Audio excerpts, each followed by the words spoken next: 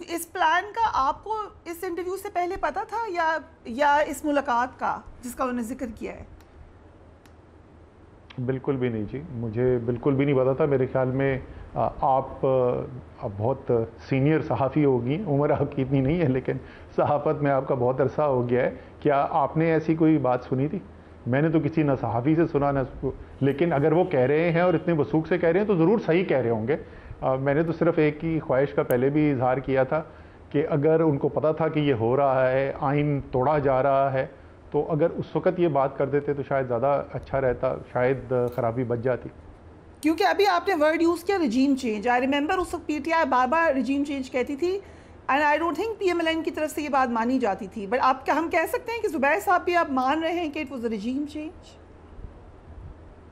जी, वो जो उनका स्टेटमेंट आया उसमें तो बिल्कुल लगता है कि ना सिर्फ रिजीम चेंज एक हकीकत थी, बट ये भी लगता है कि जो तमाम, सिर्फ ये नहीं था कि नवाज़ शरीफ और एक दो लोगों को पता था, बल्कि जो सीनियर लीडरशिप थी उनको सबको पता था कि क्या हो रहा है। एंड ज़ुबैर साहब उसके मुखालिफ थे?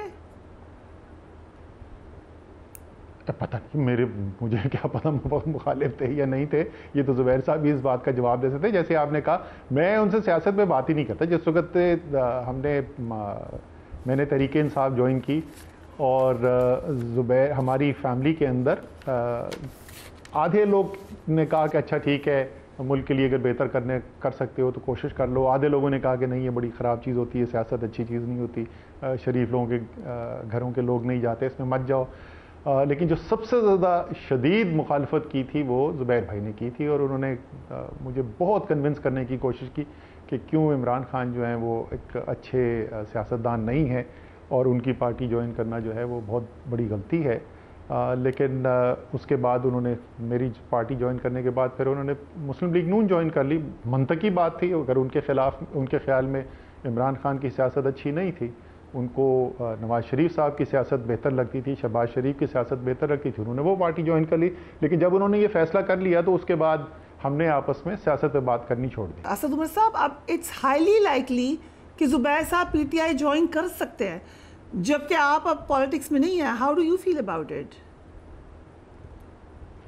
उनकी मर्जी जी। मैं इस किस्म की किसी चीज़ के ऊपर एक ज़माने में ये कहा करता था कि आज़ाद मुल्क के आज़ाद शहरी हैं। अब वो ये जुमला पता नहीं कितना एक्यूरेट होगा लेकिन वो ज़रूर आज़ाद हैं। ये उनके और तहरीक इंसाफ के दरमियान मामला है। अगर दोनों को इसके अंदर अच्छाई नज़र आती है तो ज़रूर, क्यों नहीं। क्योंकि जो इतलात है वो ये कि सीईसी की मेंबरशिप तक बातचीत हुई है। But how do you feel? आपकी पार्टी है, चले ठीक है, आप लोग प्रोफेशनल हैं, अपने भाई होने का तो आप लोगों का बिल्कुल कोई ताल्लुक नहीं है अपने प्रोफेशनल काम से, but it is your old political party, आप फेस हैं पीटीआई का। How will you feel about it? नहीं, मैंने क्या फील करना है। ज़ुबैर साहब जो हैं वो पाकिस्तान के एक अब इस्टेब्लिश सियासतदान हैं, और वो सियासत अगर पीटीआई के प्लेटफॉर्म से करना चाहते हैं और पीटीआई के ख्याल में उनके ज्वाइन करने से पीटीआई को उससे एडवांटेज मिलेगा या उससे बेहतरी होगी पार्टी के लिए, तो ये उन दोनों का आपस का मामला है। इसका मैं इसमें क्या कह सकता हूँ। ये तो नहीं होगा आप पीएमएलएन ज्वाइन कर लेंगे ऑन अ लाइटर नोट? मैं जी, देखें, ये वाला जो काम है ना, मैं सियासत में, मैं तो फरिया, आपको पता है, मैं जब सियासत में था मैं अपने आप को सियासतदान नहीं मानता था। मैं सियासत थोड़ी करने के लिए आया था। मुझे ना मैं अपने कोई शौक से आ गया था। मुझे तो बार बार इमरान खान साहब ने अप्रोच किया, और आप हर दफ़ा बोलती हैं बानी चेयरमैन, शायद आप भूल गई हैं, मैं याद दिला दूँ फरिया को कि बानी चेयरमैन पाकिस्तान तहरीक इंसाफ का नाम इमरान खान है। इमरान खान जो है वो मुल्क की बेहतरी के लिए काम करना चाहते थे।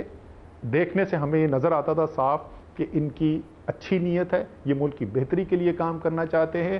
ये सिर्फ क्रिकेट की फील्ड के अंदर नहीं, बल्कि शौकत खानम बनाकर, नमल बनाकर वो साबित कर चुके हैं कि उन्होंने अपनी ज़िंदगी को इस वक्त फोकस किया हुआ है पाकिस्तान की बेहतरी के लिए, और वो सियासत के मैदान में भी बेहतरी करना चाहते हैं। और उनका पुरजोर बार बार इसरार था कि तुम्हारी यानी मेरी मदद की ज़रूरत है और लोगों के साथ साथ मेरी भी मदद की ज़रूरत है, तो मुझे चाहिए तुम पार्टी के अंदर आओ और ज्वाइन करो। तो मैंने पार्टी में आ गया था। सो हमारा तो सिर्फ मकसद ये था कि पाकिस्तान की बेहतरी के लिए जो काम किया जा रहा है उसमें मदद की जाए। मैं तो कोई सियासत करने आया ही नहीं था, तो मैं क्यों किसी और पार्टी के अंदर जाऊंगा? अगर मुझे सियासत ही करनी हो तो तरीके इंसाफ के अलावा मैं क्यों किसी और के पास जाऊंगा? सो अगर अभी भी आप समझते हैं कि पीटीआई ही की सियासत या खान साहब की सियासत ही बेहतरीन है? जी, इसमें मुझे कोई शक नहीं। मैं बार बार इसको बोल चुका हूँ कि मेरे ख्याल में पाकिस्तान में अगर कोई पॉलिटिकल पार्टी है, कोई शख्स पाकिस्तान पे जो खुलूस नीयत से पाकिस्तान की बेहतरी के लिए काम करना चाहता है, अपने मफाद के लिए नहीं, पाकिस्तान की बेहतरी के लिए काम करना चाहता है, तो पीटीआई से बेहतर प्लेटफॉर्म मौजूद नहीं है। इसका मतलब ये नहीं कि मैं हर पीटीआई की स्ट्रैटेजी से, हर पॉलिसी से इत्तफाक करूँ। अब पहले ज़ाहिर है पार्टी का हिस्सा था, एक जो क्लोज ग्रुप था उसके अंदर भी था, जो भी मुझे राय देनी होती थी वो राय मैं उस कमरे में देता था और मुझे पूरी इजाज़त थी कि मैं अपनी राय दूं। हर फैसला जो है आपकी राय के मुताबिक नहीं होता, लेकिन क्योंकि आपके पास ये मौजूद है ये मौका कि आप अपनी राय रख सकें टेबल के ऊपर, तो इसलिए कमरे के बाहर बात नहीं की जाती थी। अब मैं पार्टी का हिस्सा नहीं हूँ, जाहिर है मैं किसी मुशावरत के अंदर शामिल नहीं हूँ। अब मैं पब्लिकली अगर कोई चीज़ होगी तरीके इंसाफ की जिससे मैं नहीं इत्तफाक करता, मैं पब्लिकली कह दूंगा। लेकिन मजमूई तौर पर इसमें तो कोई शक ही, मेरे जहन में कोई शक ही नहीं है कि पाकिस्तान के अंदर बेहतरीन सियासी प्लेटफॉर्म पाकिस्तान की बेहतरी के लिए काम करने के लिए तरीके इंसाफ है। So coming back to what Zubair साहब सेड, पीटीआई की में क्योंकि आपका भी इंटरेस्ट है, ये एक बॉम्बशेल है जो उन्होंने कही है, अब पीएमएलएन बार बार उसकी तरदीद कर रही है। ख्वाजा आसिफ ने कहा था कि इस्टेब्लिशमेंट से हमारे राब्ते 2019 में हो गए थे। आपको याद होगा सोहेल वड़ायत साहब ने भी एक आर्टिकल लिखा, उन्होंने कहा कैबिनेट तक डिसाइड हो गई थी शहबाज शरीफ साहब से। फिर गालिबन आपने भी एक स्टेटमेंट दी है कि 2020 में ही बाजवा साहब पीटीआई को घर भेजना चाहते थे। Is this correct? नहीं, मैंने नहीं कहा। 2019 का ख्वाजा आसिफ का हमने स्टेटमेंट पढ़ा था। 2019 अगर आपको याद हो, 2019 वो साल है जिस साल मौलाना का धरना हुआ था, और उस वक्त बाज़गश्त ये की जाती थी। मेरे पास कोई ऐसी इन्फॉर्मेशन नहीं है, लेकिन बाज़गश्त यही थी कि जी इस्टेब्लिशमेंट के कहने पे आए हैं और उनको इस्टेब्लिशमेंट जो है उन्होंने कहा है कि इमरान खान की हुकूमत गिरानी है और इसलिए वो लेकर आए हैं। उसके बाद आगे से इस्लामाबाद स्टेटमेंट दी कि हमें कहा गया अब आप लोगों को ले आएंगे, तो जब मैं गया वापस जी। सो जो वहाँ पर उनके आने के बाद जब हुकूमत और इनके दरमियान मुज़ाकरात, अपोजिशन के दरमियान मुज़ाकरात शुरू हुए, वो अकरम दुरानी साहब जो हैं JUI के, उनके घर पे मुज़ाकराती सेशंस होते थे। मैं हुकूमत की टीम का हिस्सा था, तो वो मुज़ाकरात भी फैसिलिटेट जो है वो जनरल फैज़ ने करवाए, वो DGI इन्वॉल्व थे और उसके बाद वो धरना लपेट दिया गया।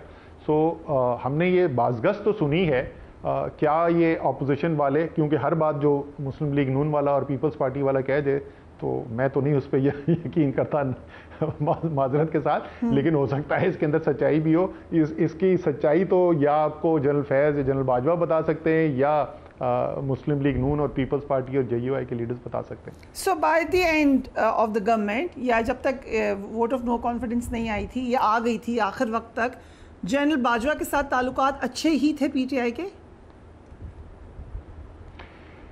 जी, मेरे ख्याल में आखिरी एक माह जो था, पहली मीटिंग, ये मैं कल परसों भी किसी प्रोग्राम में बताया था कि फरवरी की कोई 15 या 20 तारीख थी जिस वक़्त ये डिस्कशन हुई थी।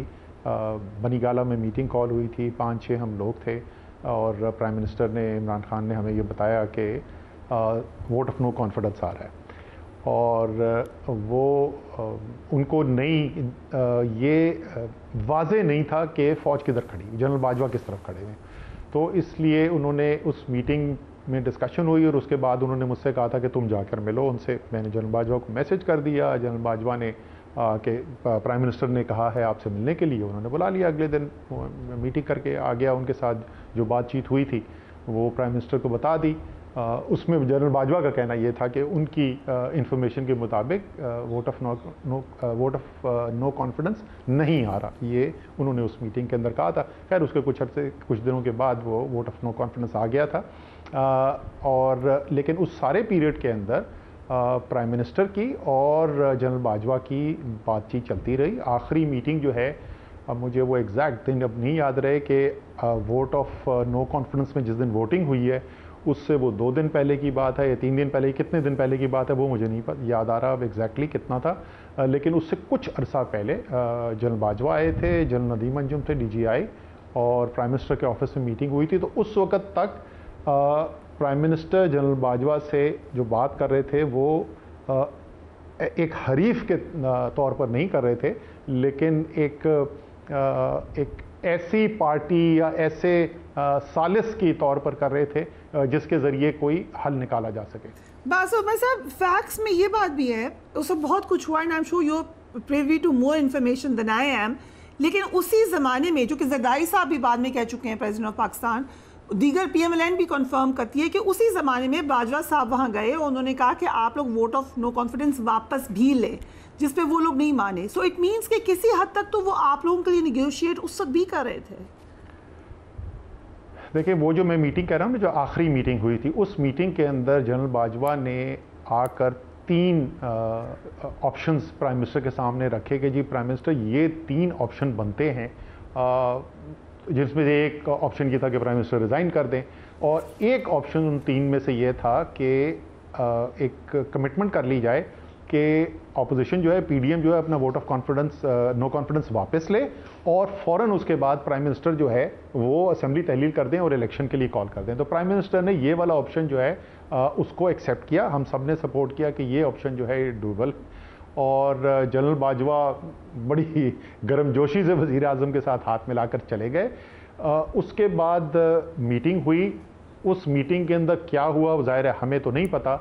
हमें बाद में ये प्राइम मिनिस्टर को ये बताया जनरल बाजवा ने कि PDM वाले इस बात के ऊपर एग्री नहीं किए।